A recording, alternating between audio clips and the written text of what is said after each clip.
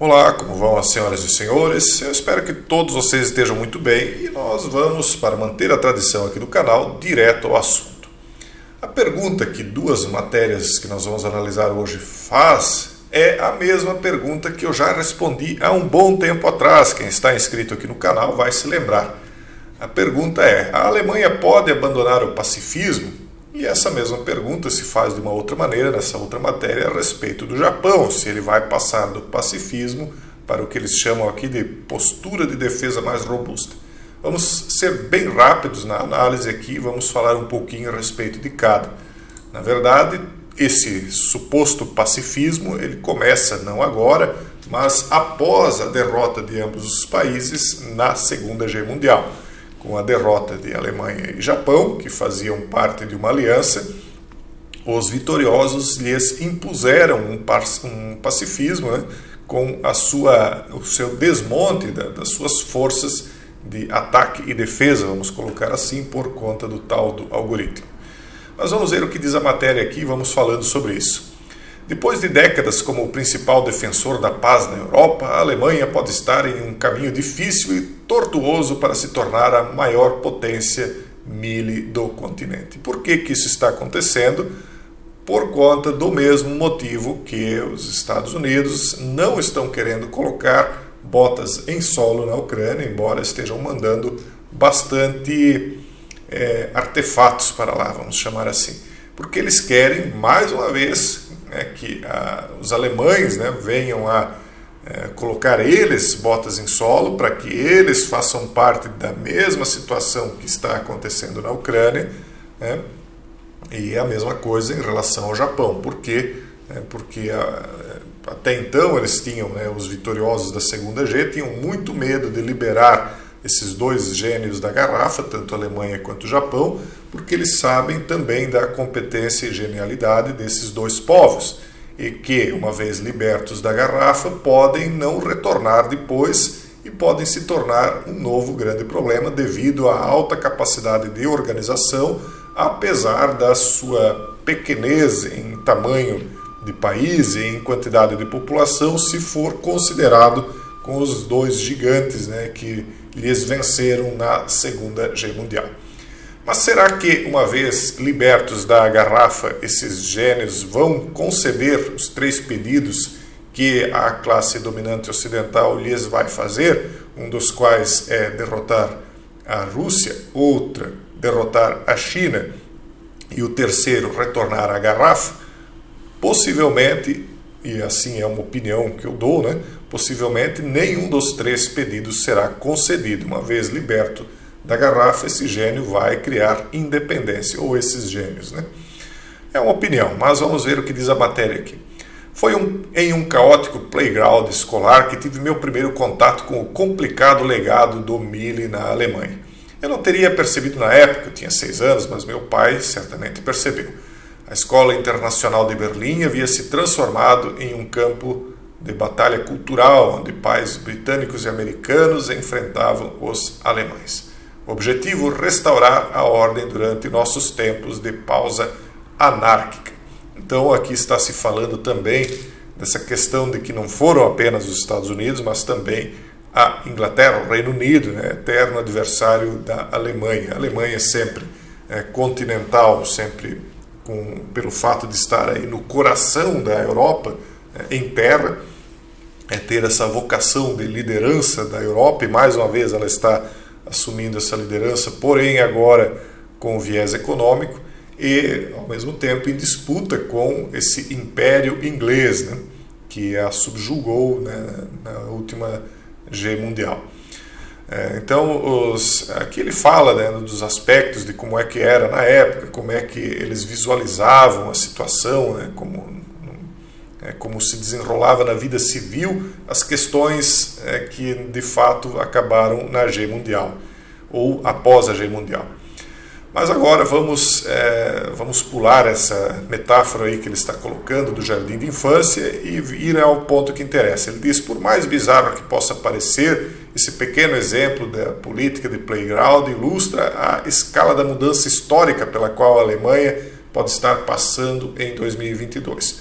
Poucos dias após a invasão da Ucrânia pela Rússia, Olaf Scholz, o novo chanceler da Alemanha, anunciou 112 bilhões de dólares para as forças do país em 2022, juntamente com a promessa de finalmente cumprir o compromisso da OTAN de gastar 2% do PIB em defesa. Então nós estamos vendo aí o mundo, né, se preparando para aquilo que eu venho dizendo que vai acontecer, que é a terceira G. E as pessoas talvez venham dizer, não, Jason, mas justamente pelo fato de a OTAN estar se preparando, né, estar se fortalecendo, é que isso vai acabar causando a intimidação dos russos e, eventualmente, dos chineses, ao ponto de que eles não vão mais reivindicar a ilha de Taiwan. Nós já vamos falar sobre isso quando tratarmos do Japão. Mas diz isso, na minha opinião, apenas quem não conhece a fé que está guiando aqueles que estão por trás de tudo isso que está acontecendo.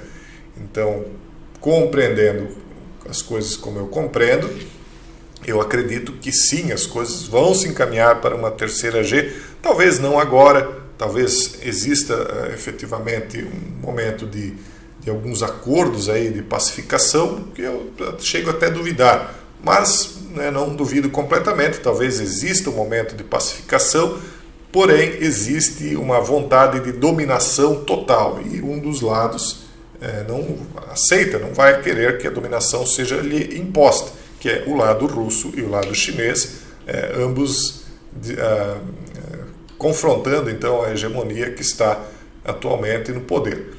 Com a volta, talvez, do ex-presidente norte-americano, isso acabe sendo minorado de uma certa maneira, porque ele tinha um contato mais próximo com a Rússia, porém não com a China. Como ele via a China como um adversário mais problemático por conta da visão dele ser mais comercial. Tanto é que foi durante o mandato dele que se inicia essa disputa comercial entre as duas potências econômicas, China e Estados Unidos. Mas ao final das contas, resumidamente, o que está se falando da Alemanha é que ela está sendo liberta, né, das suas obrigações impostas pelos vencedores da Segunda Guerra Mundial, porque eles querem que ela seja utilizada como uma ponta de lança para confrontar os russos na Europa.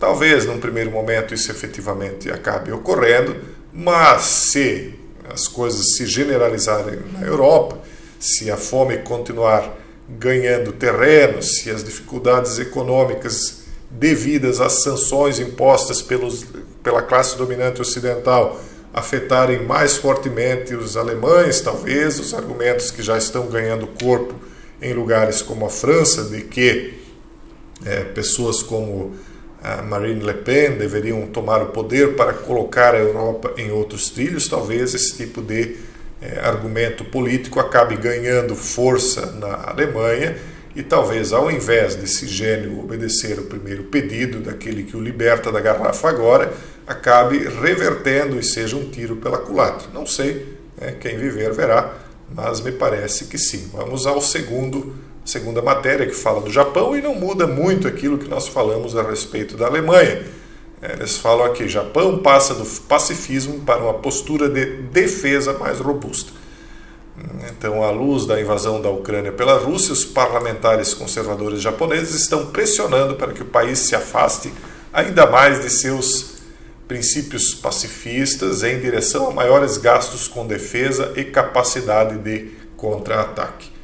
Na verdade, aqui se fala em parlamentares conservadores japoneses, mas eu vejo isso também com a mesma visão com que eu analisei a questão da Alemanha. Eu penso que isso não é algo que vem internamente do Japão, mas é algo que está sendo sugerido, né, ou imposto, depende como você quer observar a situação, imposto por aqueles que, uma vez, no passado, assinaram ou obrigaram o Japão a assinar o armistício.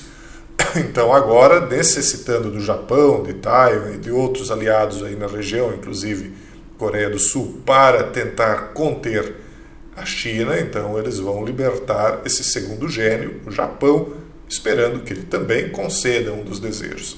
E o segundo desejo é conter a China. Será que ele vai responder a esse desejo, ou ele vai aproveitar o momento também para não retornar mais à garrafa, não se submetendo à China. Mas não se submetendo mais a nenhum dos lados, nem à China e nem aos Estados Unidos. Até porque, na minha análise, naquilo que eu vejo como o desenvolvimento daqueles supostos 10 reinos da nova ordem, que eu considero que vão ser formados, me parece que o Japão, devido à sua cultura diferenciada em relação aos demais países, vai acabar tendo cachorro aqui do lado, mas é assim mesmo, na rua aqui na frente do... pessoal, não vou cortar não, fica assim mesmo.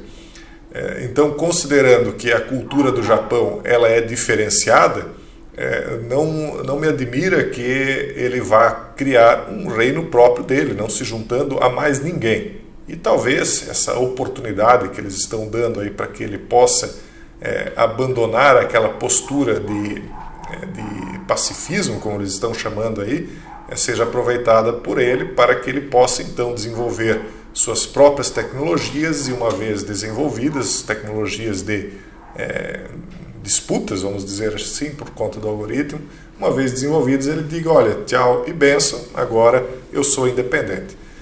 Então, pelos mesmos motivos, e veja só, vamos ver o que diz a matéria aqui brevemente. Falando aos parlamentares japoneses via videolink no início desse mês, o presidente ucraniano Volodymyr Zelensky elogiou o Japão por ser a primeira nação asiática que começou a exercer pressão sobre a Rússia. Sim, porque atualmente ainda o Japão está sob o governo de pessoas que estão mais alinhadas com aqueles que os venceram na Segunda Gênero. Afinal, o governo japonês condenou a invasão da Rússia e concordou com a maioria das sanções ocidentais impostas ao país. Os ativos do Banco Central da Rússia e de outros grandes bancos russos foram congelados juntamente com ativos de propriedade de 500 indivíduos e organizações russas. O Japão proibiu a exportação de tecnologia de ponta para a Rússia e tornou ilegal fazer novos investimentos lá. O Japão revogará o status comercial da Rússia como uma nação chamada favorecida. Além disso, a nação asiática quer renunciar rapidamente às importações russas de carvão, mas não abandonará um projeto conjunto russo-japonês de gás natural liquefeito na Sibéria.